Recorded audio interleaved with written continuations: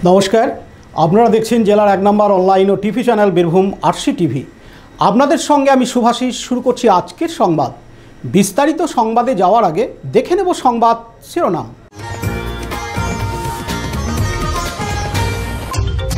সিউড়ি সদর হাসপাতালে শিশু মৃত্যুকে ঘিরে উত্তেজনা। সিউড়িতে কন্টেনারের ধাক্কায় এক ব্যক্তির মৃত্যু। পরিযায়ী শ্রমিকের দেহ এলো গ্রামের বাড়িতে, পাশে তৃণমূল নেতৃত্ব। দ্বিতীয় বিশ্বযুদ্ধের বোমা উদ্ধার নানুরে। নিরাপত্তার দাবিতে স্বাস্থ্যকর্মীদের বিক্ষোভ বোলপুরে। জাত তুলে গালিগালাজ দেওয়ায় গ্রেপ্তার এক ব্যক্তি।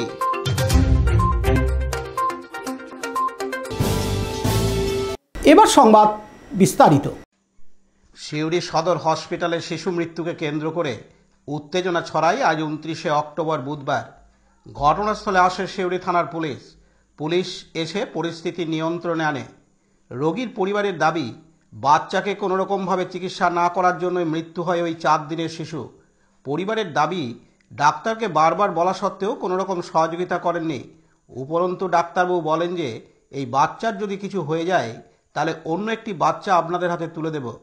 পাশাপাশি শিশুর পরিবারকে খারাপ কথা বলার জন্য প্রকাশ্যে মৃত শিশুর পরিবারের কাছে হাত জোর করে ক্ষমা চাইলেন চিকিৎসক সুজয় মালাকার। তবে চিকিৎসক চিকিৎসায় গাফিলতির কথা মানতে চাননি। এদিন চিকিৎসক সুজয় মালাকার জানান,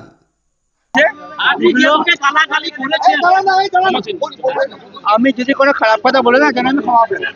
আমি খারাপ কথা বলেছেন, আমি যদি কারো কিছু খারাপ লাগে তাহলে আমি ক্ষমা পাঠাই। হ্যাঁ, আমি কিছু খারাপ কথা বলেছি ডেফিনেটলি, তার জন্য আমি ক্ষমা পাই।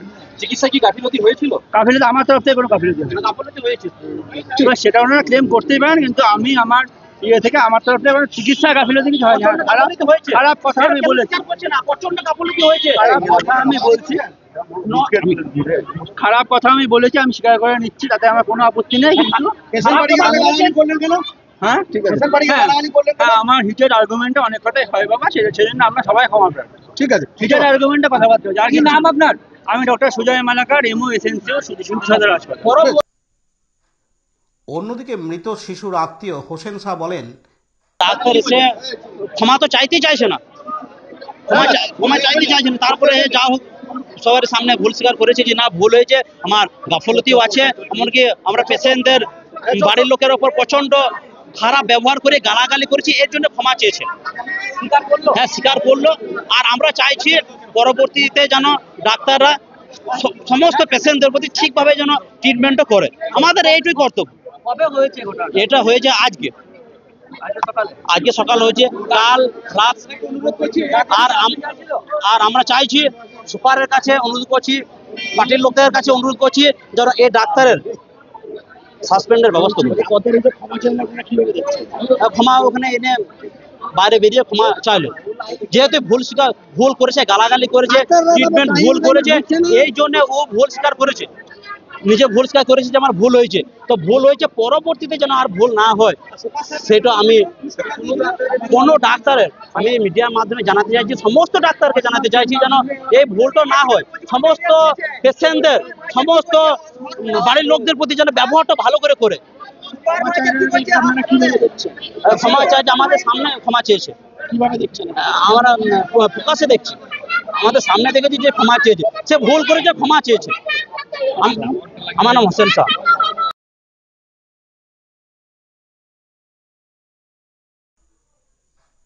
পার্থ দাসের report, Birbhum RC TV, Suri. সিউড়ির লম্বধরপুর মোড়ে সিউড়ি থেকে ঝাড়খণ্ড যাওয়ার রাস্তায় কন্টেনারের ধাক্কায় এক ব্যক্তির মৃত্যু ঘটে। মৃত ব্যক্তির নাম কল্যাণ দুবে। প্রতিবাদে ঘাতক কন্টেনার ভাঙচুর করা হয়, মারধর করা হয় ওই কন্টেনারের চালককে, রাস্তা অবরোধ করা হয়।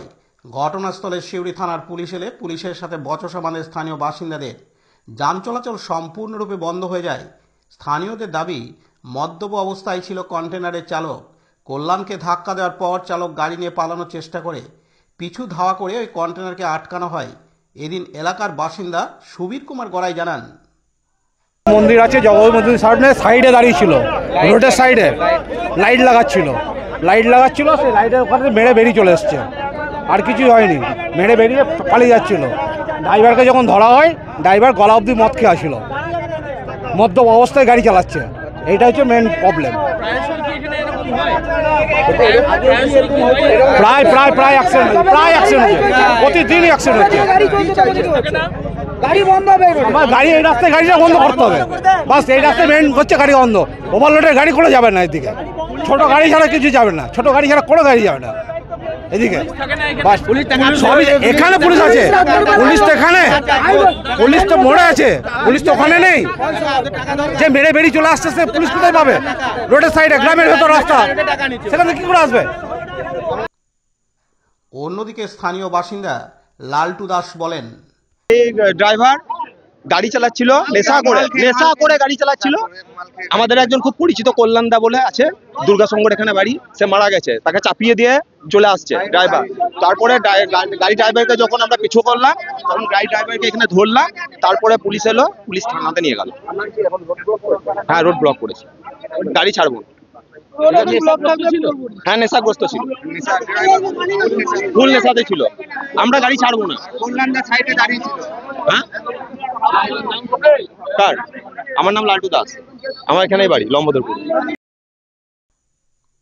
পার্থ দাসের রিপোর্ট, বীরভূম RCTV, সিউড়ি। রুটি রুজির তাগিদে 10 মাস আগে উত্তরপ্রদেশে কাজের উদ্দেশ্যে গিয়েছিলেন বীরভূমের বোলপুর ব্লকের কসবা গ্রাম পঞ্চায়েতের দামোদরপুর গ্রামের প্রতীক হেমব্রম। দিন কয়েক আগে দিল্লি কানপুর রেল লাইনের মাঝে রক্তাক্ত দেহ উদ্ধার হয় তার।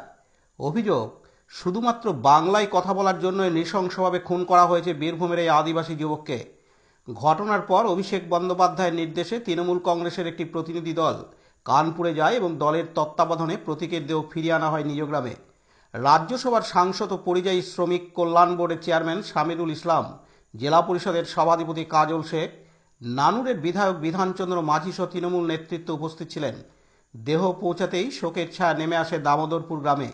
বৃষ্টি ও অশ্রুজলে ভিজে যায় গোটা এলাকা। 32 বছর যুবকের অকাল মৃত্যুতে স্তব্ধ গ্রামবাসী। নিহতের প্রতি শ্রদ্ধা জানাতে ফুলমালায় ভরে ওঠে পথঘাট।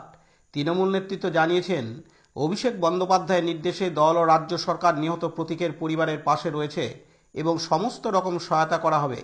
নিহত প্রতীক হেমব্রমের শেষকৃত্য সম্পন্ন হয় বোলপুরের মকরমপুর শ্মশানে আদিবাসীর রীতি মেনে। এদিন সাংসদ শামিরুল ইসলাম জানান, উত্তরপ্রদেশে গিয়ে মৃতদেহ ফিরে আসতে হচ্ছে বাংলার শ্রমিকদের। বাংলার প্রত্যেকটা মানুষ বুঝতে পারছে, শুধু বাংলা ভাষায় নয়, যে কোনো জনজাতি এর উপর কিভাবে অত্যাচার করছে, সেটা প্রতীক হেমব্রম ভাইয়ের উদাহরণ একটা। এবং এটা জানার সঙ্গে সঙ্গে আমাদের দলের নেতা, আমাদের দলের সাধারণ সম্পাদক, সর্বত সাধারণ সম্পাদক অভিষেক বন্দ্যোপাধ্যায় একটা আদিবাসী সম্প্রদায়ের সঙ্গে একটা টিম তৈরি করে দেয়। আমরা প্রথম থেকে আমরা আছি এবং অ্যাম্বুলেন্স আনা থেকে আরম্ভ করে A to Z সব কিছু তত্ত্বাবধানে হচ্ছে এবং সরকারিভাবে ওনারা যা যা ফ্যাসিলিটি পাওয়া দরকার মাননীয় মুখ্যমন্ত্রী মমতা বন্দ্যোপাধ্যায় ব্যবস্থা করা হবে ইমিডিয়েটলি। এবং প্রশাসন থেকে আরম্ভ করে সবাই প্রথম থেকে আমরা পরিবারের পাশে আছি এবং একটা 0 FIR করা হয়েছে যাতে দোষীদেরকে খুঁজে বার করা হয়। তার জন্য আমরা ইউপি সরকারকে আমরা যত শক্তি দিয়ে প্রেসার দেবো। আমরা বাংলায় কথা বলার জন্য এরকম নির্মম অত্যাচার কোন তো হলো বাংলার একজন যুবককে, বীরভূমের যুবককে। বিজেপি হচ্ছে একটা মৌলবাদী দল, যেখানে আমরা বীরলাল বলে বিজেপির যে রাজ্যসভার সাংসদ, সে 4 দিন আগে বলেছে যে ওখানে বাল্মীকি বলে একটা কমিউনিটি আছে যারা আদিবাসী সম্প্রদায়ের মধ্যে পড়ে এবং সব এসি সম্প্রদায়ের মধ্যে পড়ে। তাদেরকে বলা হয়েছে যে তারা টেররিস্টকে ফান্ডিং করে, টেররিস্টকে সাপোর্ট করে। তো এখান থেকে বোঝা যাচ্ছে বিজেপি দলের নেতাদের মানসিকতা কি। এরা একদম দলিত বিরোধী, আদিবাসী বিরোধী দল একটা। আর জবাব বাংলার মানুষ 2026-এর ভোটে উপযুক্ত জবাব দেবে। অন্যদিকে বীরভূম জেলা পরিষদের সভাধিপতি ফাইজুল হক ওরফে কাজল শেখ বলেন, বিগত দিনে এই ধরনের ঘটনা আমরা কখনো শুনিনি। এখন এটা নিত্য নৈমিত্তিক ঘটনা হয়ে দাঁড়িয়েছে। আমরা বাংলা ভাষায় কথা বলি, আমরা বাঙালি। এই জন্যই হয়তো যে রাজ্যগুলো বিজেপি রাজ্য আছে সেই রাজ্যগুলোতে এই ধরনের ঘটনা ঘটানো হচ্ছে। যে ছেলেটার বয়স মাত্র 32 বছর, তার স্ত্রী আছে, মা আছে, 2টো কন্যা আছে। আজ ভাবুন তাদের অবস্থাটা কোন জায়গায়। এটা আপনারা দেখতে পেলেন এই পরিবারের থেকে শুরু করে এই এরিয়া মানুষ হাহাকার করছে, কিন্তু বিজেপি শাসিত রাজ্যে এই ধরনের নৃশংস নির্মম ঘটনা প্রতিনিয়তই ঘটে চলেছে। তার বলি হলো আমাদের এই কসবা অঞ্চলের এই ছেলেটা। যখন থেকে আমরা ঘটনার কথা শুনেছি, এই অঞ্চল নেতৃত্ব প্রধান থেকে শুরু করে গ্রাম পঞ্চায়েতের সদস্য থেকে শুরু করে যারা নেতৃত্বরা আছে, আমার বিধায়ক সাহেবও কালকেও এসেছিলেন, আজকেও এসেছেন। আমরা সবসময়ের জন্য পরিবারটার পাশে আছি, রাজ্য নেতৃত্ব পরিবারটার পাশে আছে, এবং আমাদের দলের সেনাপতি অভিষেক বন্দ্যোপাধ্যায় তিনি বলেই দিয়েছেন, ডিক্লার করেছেন, যেভাবে পৈশাচিকভাবে নির্মমভাবে একে হত্যা করা হয়েছে, এর দৃষ্টান্তমূলক শাস্তির দাবি তিনি করবেন এবং আসল সত্য উদ্ঘাটন করার চেষ্টা তিনি করবেন। কাজী আমিরুল ইসলামের report, Birbhum RC TV, Bolpur. এখন বিজ্ঞাপন বিরতি, ফিরে আসছি বিরতির পর। দুবরাজপুর শ্রী শ্রী রামকৃষ্ণ আশ্রম পরিচালিত অভেদানন্দ সেবা মঙ্গল হাসপাতাল বীরভূম জেলার বুকে একটি অন্যতম সেরা চক্ষু হাসপাতাল। এখানে প্রত্যেক দিন স্বল্প মূল্যে অত্যাধুনিক যন্ত্রপাতির সাহায্যে অভিজ্ঞ চক্ষু বিশেষজ্ঞের দ্বারা চক্ষু পরীক্ষা ও চক্ষু ছানি অপারেশন, ফেকো মাইক্রো সার্জারি করা হয়। এছাড়াও এই হাসপাতালে অতি স্বল্প মূল্যে যাবতীয় পরীক্ষা নিরীক্ষা, যেমন রক্তের সমস্ত রকম পরীক্ষা, ইসিজি, ইউএসজি, থাইরয়েড পরীক্ষা করা হয়। এখানে অতি স্বল্প মূল্যে চশমাও তৈরি করা হয়। এছাড়াও এখানে প্রত্যেক দিন বিনামূল্যে অন্যান্য রোগেরও চিকিৎসা করা হয়। আমাদের আদর্শ শিব জ্ঞানে জীব সেবা। যোগাযোগের নম্বর 9382571046 অথবা 9564554959 অথবা 7407405155।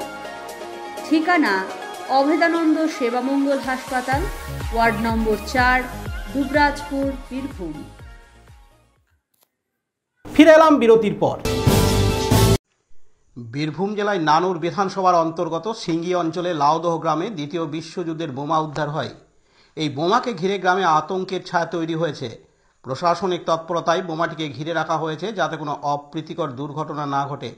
আজ বুধবার 29শে অক্টোবর পুলিশ প্রশাসনের সহযোগিতায় বোম স্কোয়াডের লোকজন এসেছিলেন তদন্ত করতে কিভাবে ওই বোমাটি আবার নিষ্ক্রিয় করা হবে। যতক্ষণ বোমাটি নিষ্ক্রিয় না হচ্ছে ততক্ষণ গ্রামের মানুষেরা আতঙ্কে আছেন। সবার লক্ষ্য ওই বোমাটি কখন নিষ্ক্রিয় করা হবে।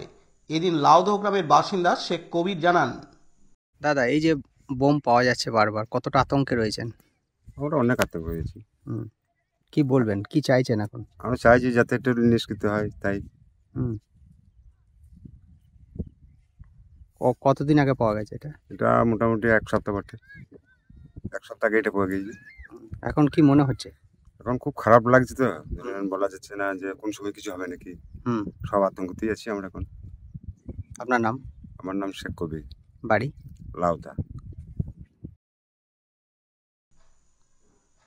কাজী আমিরুল ইসলামের রিপোর্ট, বীরভূম আরসি টিভি, নানুর। প্রাথমিক স্বাস্থ্যকেন্দ্র ও উপস্বাস্থ্য কেন্দ্রগুলিতে সঠিক নিরাপত্তা দিতে হবে। মূলত এই দাবিতেই শতাধিক স্বাস্থ্যকর্মী আজ বুধবার 29শে অক্টোবর বোলপুর প্রাথমিক স্বাস্থ্যকেন্দ্রের সামনে বসে বিক্ষোভ দেখান। অস্থায়ী এই সমস্ত স্বাস্থ্যকর্মীদের দাবি, হাসপাতাল ও স্বাস্থ্যকেন্দ্রে ইনডোর পরিষেবার ক্ষেত্রে নিরাপত্তা থাকলেও আউটডোর পরিষেবায় কোনো নিরাপত্তা নেই।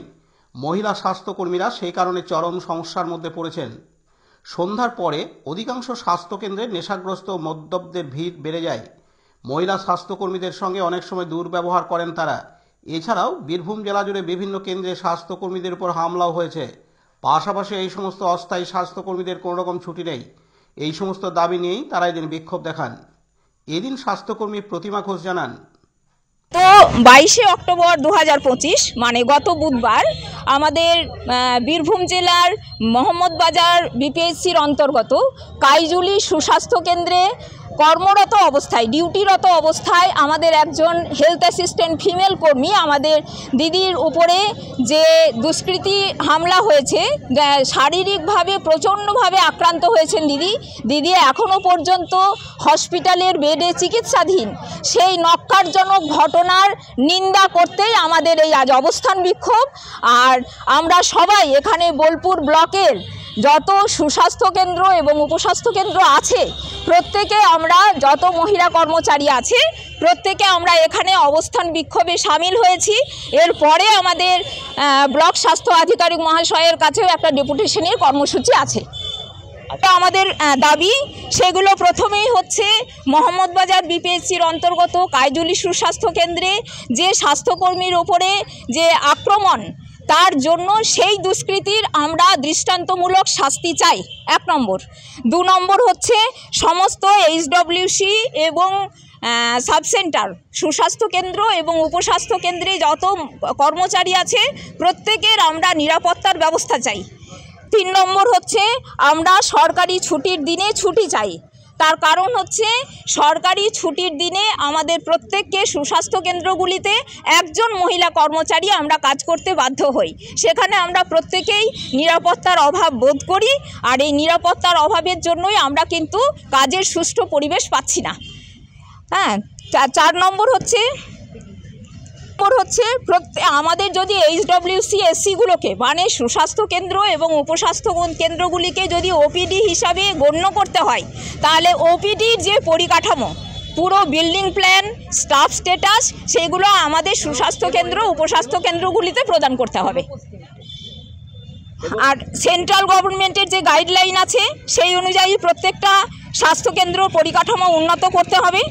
আর এই যে অস্থায়ী ভগ্ন ক্লাব, যেখানে সেখানে একটা সাবসেন্টার তৈরি হয়ে যাচ্ছে, সেগুলো কিন্তু বন্ধ করতে হবে। যেখানে সেখানে সাবসেন্টার চালালে আমরা সবসময় একটা নিরাপত্তাহীনতায় ভুগছি।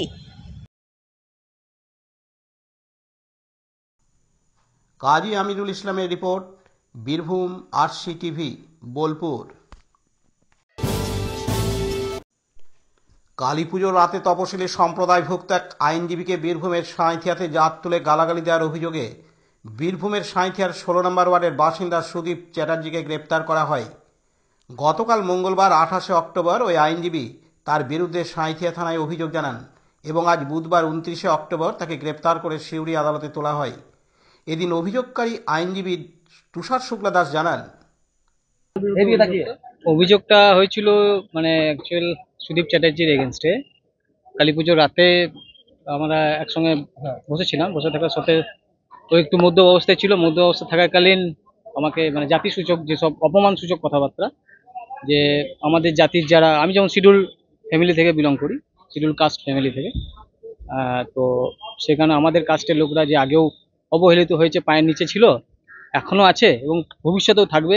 আমরাই সব থেকে উপরে, যেমন গান বাজনাতেও এগিয়ে, পড়াশোনাতেও এগিয়ে, ওরা আমাদের কাছে আসতে এখন তোদের অনেক সময় লাগবে, এরকম করে একটা মন্তব্য করে, এবং যেটা সুদীপ চ্যাটার্জি, এবং সেটা পরবর্তীকালে আমার মনে হয় যে এটা চরম অপমানজনক এবং চরম মানসিক যন্ত্রণাজনক। তাই আমি পরবর্তীকালে এই নিয়ে ওকে জানাইও, দুবার ওর সঙ্গে কন্ট্যাক্টও করি যে কী ব্যাপার, এরকম কথা বলার কারণ কি। ও আমার সঙ্গে কোনো যোগাযোগ করেনি। তারপর ওর বন্ধু মারফতও যোগাযোগ করার চেষ্টা করেছিলাম, ওর বন্ধুরাও ওকে বলেছিল, একটা কথা বলেছিল যে ও যা পারে করে নেবে এরকম। তারপর আমি আমার বার অ্যাসোসিয়েশনে জানাই। বার অ্যাসোসিয়েশনে আমাদের যারা গার্জেন আছে, বিশেষত অ্যাডভোকেট মিনাজবাবু, অ্যাডভোকেট সোমনাথবাবু, অ্যাডভোকেট কৌশিকদা, ওনাদেরকে জানানোর পর আমি গতকাল রাত্রে 10টা থেকে 10:30টার মধ্যে সুদীপ চ্যাটার্জির এগেনস্টে SC/ST অ্যাট্রসিটি একটা এফআইআর করি। অপরদিকে বীরভূম জেলা আদালতে সরকারি আইনজীবী তপন গোস্বামী বলেন, বলছি সুদীপ চ্যাটার্জি বললে, যার বাড়ি হচ্ছে রক্ষাকালীতলা সাঁইথিয়া। এবং ঘটনা হচ্ছে যে গত 21/10/2025 তারিখে কালী পূজার রাত্রিতে এই মামলায় যিনি অভিযোগকারী, উনি একজন আইনজীবী সিউড়ি বার অ্যাসোসিয়েশনের।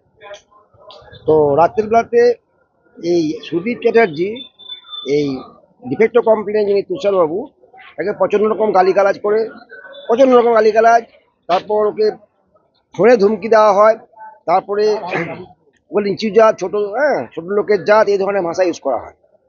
যেহেতু উনি তফসিল সম্প্রদায়ভুক্ত, ওই কারণে উনি 164 অ্যাক্টের উনি মামলা করেছেন ওনার বিরুদ্ধে।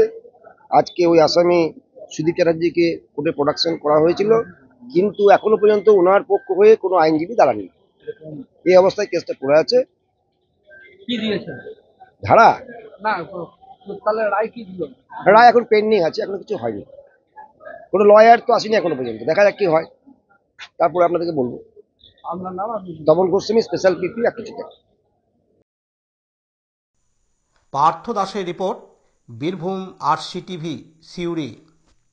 আজকের সংবাদ এই পর্যন্ত। পরবর্তী সংবাদের জন্য চোখ রাখুন বীরভূম RCTVর পর্দায়। নমস্কার।